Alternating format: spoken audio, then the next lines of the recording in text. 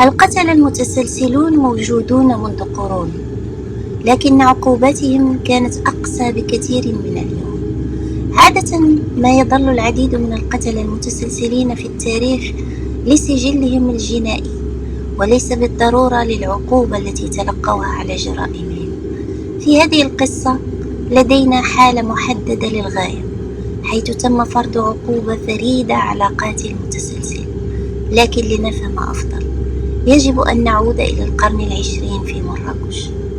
أين يعني يامات السيبة في المغرب؟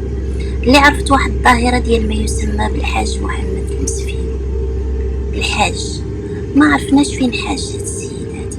الكاتب العمومي اللي قرب لمراكش عن بكرة أبيها في بداية التسعينات عن طريق ارتكابه المناتيف بدافع السرقة أحيانا، وأحيانا كثيرة بدافع المتعة. وحنا هنا طبعا ما غاديش ندويو عليه كبطل، وإنما كظاهرة كتستحق نوقفوا على بعض التفاصيل ديالها، حيث أن هواية القتل التسلسلي عند العرب ربما ما كانتش بداك الزخم اللي عند مثلا الأمريكان وكولومبيا ودول أمريكا الجنوبية عموما،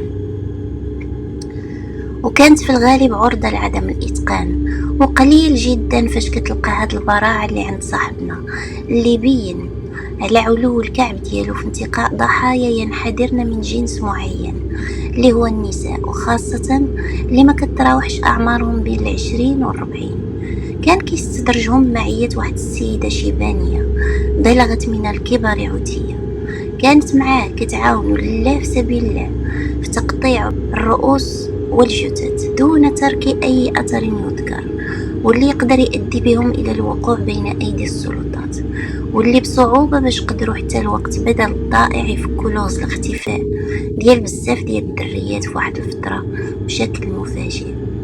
كانت الهضرة دايرة حول وجود شي حد معين يقوم باختطاف العيالات، ولكن لا أحد استطاع الوصول إليه، كون بالحاج كان لديه تخطيط مسبق عالي الدقة ومحبوك بعناية دقيقة، حيث كان كيستدرج البنت حتى لعندو المحل، وكتجي حتى هي على خاطرها، وكيدي ويجيب هو وياها شويه في الهضره، وكينوض وكيدير لها شي مخدر في شي كاس ديال الشراب حسب ما يروى. ومجرد ما كتغيب كتبدا عمليه السلب ديالها من كل ما تملك، يعني كيشفرها وحسب الكان ديالو. كل مره شنو كان كيقرر؟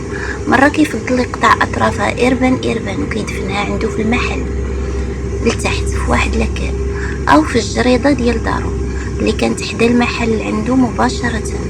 داك الحيز الزمني الطويل اللي استغرقوا في ارتكابه لهذا الشيء ادى الى حصوله على رقم قياسي في عدد الضحايا اللي وصل ل 36 ضحيه. وفي اخر المطاف وبطريقه هيتشكوكيه، واحد الاسره منين بلغ السيل الزوبه ناضت دارت شرع يديها في ظل عدم استطاعة السلطة المخزنية عن أنها تجبد صاحبنا، وبداو كيقلبوه هما نيت على شكون قتل بنتهم.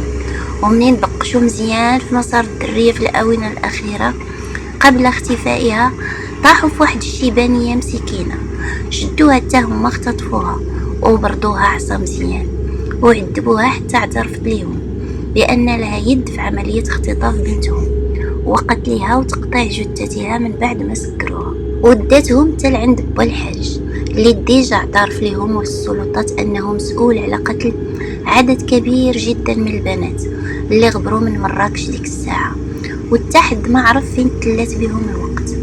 با الحاج كان في الاول جامع وطاوي وطالع الجبل، لكن بعد تعرضه لواحد القتله ربانيه من عند المخزن ولا اعترف بكاع المنسوب اليه وزاد شي بركه من عنده، وداهم من بعد وراهم 20 جثة اللي كان دفنها مقطوعة الرأس في واحد البير بداك المحل فين خدام، و16 الاخرين كان دفنهم عنده في الجريدة.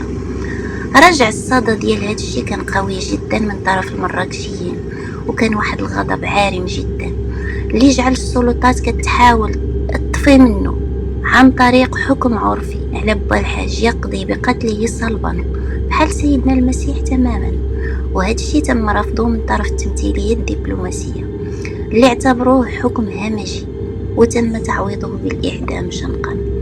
غير هو تاني المخزن آنذاك حاول يبدع شوية وما يزربش في الحكم، دار ليه بحال ديك اللقطة ديال المشة فين كتبقى تابعة شي فار وبمشقة الأنفس عاد كتشدو وكتبقى كتلعب بيه بحال هكاك، حيت سيتم تعريض بوا الحاج لواحد المسلسل ديال التعذيب في ساحة عمومية أمام الملأ، اللي غادي يكون حتى هو شريك في عملية التعذيب بقيامه بعض حصص الجلد القاسي والذي كان بدون عداد، كيعطيو لأي واحد طوع واحد الهرمكة عمرها مسامر، وكيبقى ينزل عليه حتى كيعمر كلو دمايات، وغيبقى هكا على هاد المنوال حتى الآخر، وغيشدوه وغيدفنوه حي ويبنيو عليه واقف بحال الإعلام. قام 2 من البنائين بعمل فتحة في جدران البازار السميكة، ثم تثبيت السلاسل على الجدار الخلفي لإبقاء المسفيوي واقفا.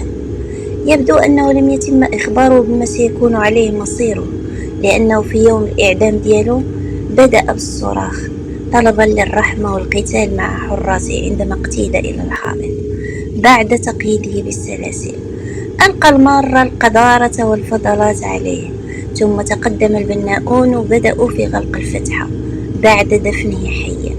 كان الحشد صامتا، ثم يهتفون كلما سمعوه يصرخ بالداخل. سمع صوته في اليومين الأولين قبل أن يصمت في اليوم الثالث، وأعرب الكثير من الحشد عن غضبهم لأنه مات بسرعة كبيرة. دمتم بخير، إلى اللقاء.